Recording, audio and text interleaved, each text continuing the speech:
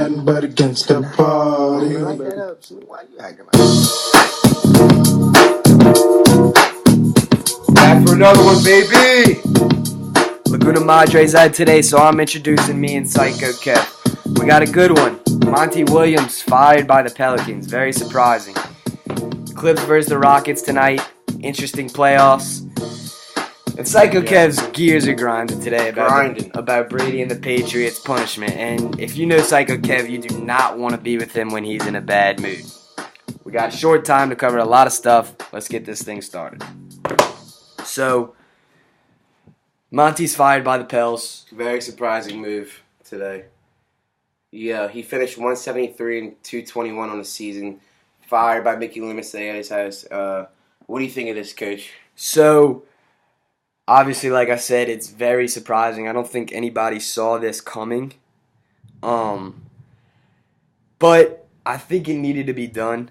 For sure.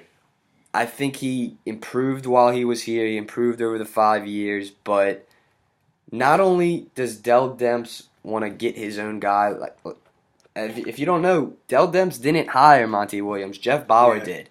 And going into this season, Dell Demps was going to be fired if Monty Williams didn't make the playoffs. Yeah, the Bensons made an agreement with him that if they didn't make the playoffs, they would both be gone, and Mickey Lewis would be able to hire anyone he wanted. Right, exactly. So Dell, just because he didn't lose his job this year, doesn't mean he want to take the risk again in the future with Monty. So I think he realizes with a guy like Anthony Davis, you need to go after an NBA title. Yeah.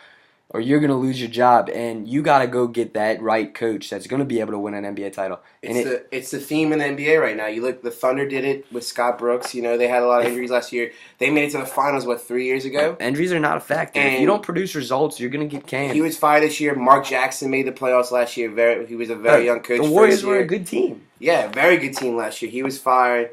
To bring in Steve Curry as an upgrade. I mean, you got to constantly upgrade the NBA.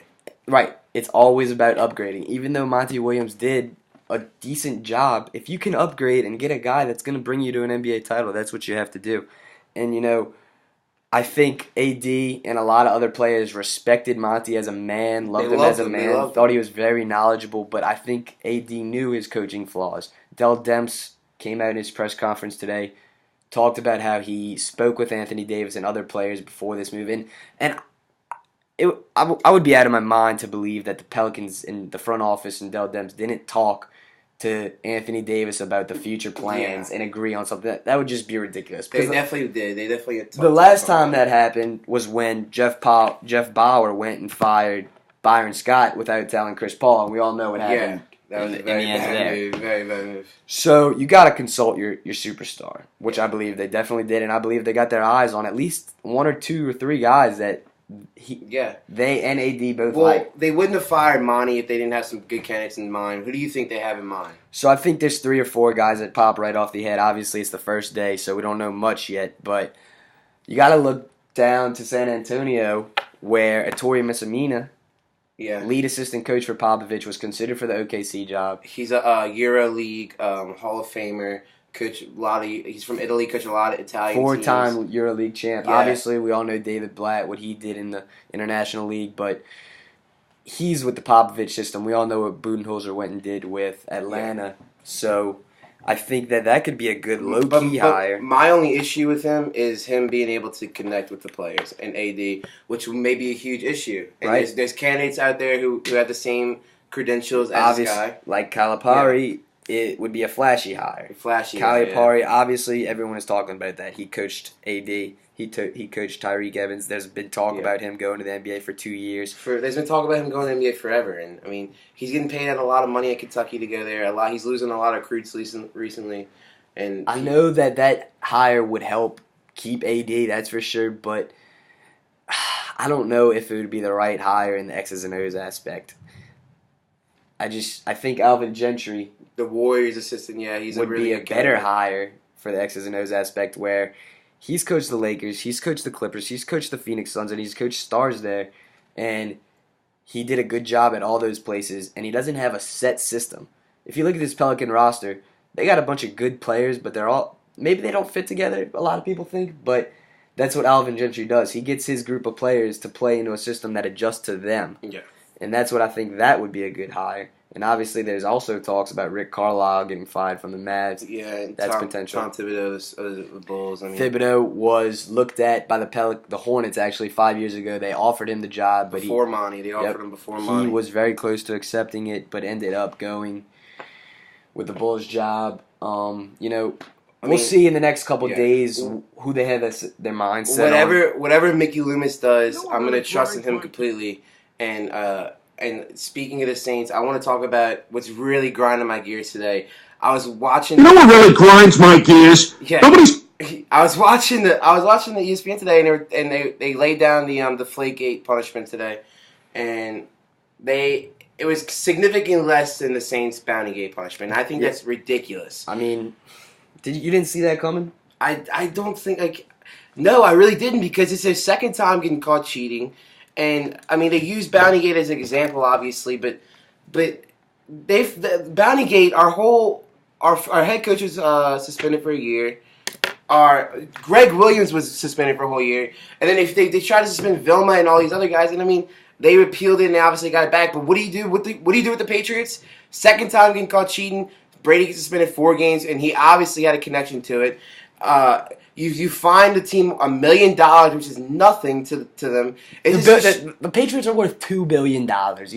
You think $1 million? It's nothing to them, and it just shows the Patriot bias that they've been having in the NFL. Robert Kraft's really good friends with Roger Goodell. He obviously is not going to go hard on them on the punishment because they're good friends. And so much talking about Brady's integrity. How does this make the integrity of the NFL look in your eyes? It looks terrible. You're going to go and suspend guys who are beating up on their wives and all this stuff. You're going to get suspended for 2 games or, some half a season. Yeah, it's something that's ridiculous. And you go and you find and you get a caught cheater, second time caught cheating. Yeah, and that's the other thing. It's not like this is their first time around. This is their second time. It's that not we know like about. They have the text messages, which proves enough to them that Tom Brady knew willingly that the balls are being deflated.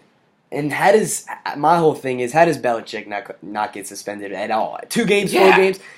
When you're a head coach of a professional basketball, football, baseball, or even college program, you are the CEO of that program. No matter what happens, you're the CEO of that business. If someone in your business lets you down and faults, then you gotta take responsibility. That's the same thing they told the Saints. They said there's no way Sean Payton had no knowledge of this. And they suspended him for the whole year. I mean, they got to do something to Belichick. Like, why aren't they doing anything to him? No matter what, this was under your watch. You deserve to have some type of punishment.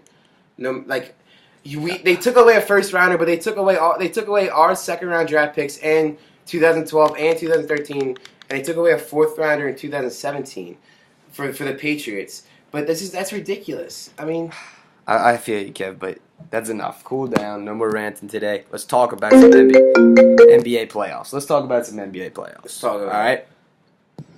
What's that? Playoffs? Don't talk about We got playoffs. the Cavs and the Bulls tonight, and we got the Clippers and the Rockets tonight. Yeah. Playoffs. Let's talk about last game. Cavs Bulls. They had Let's talk about game 4. It was a huge game. I think this was the most incredible game I've seen in a long, long time. They had 3 clutch shots in the last 2 minutes.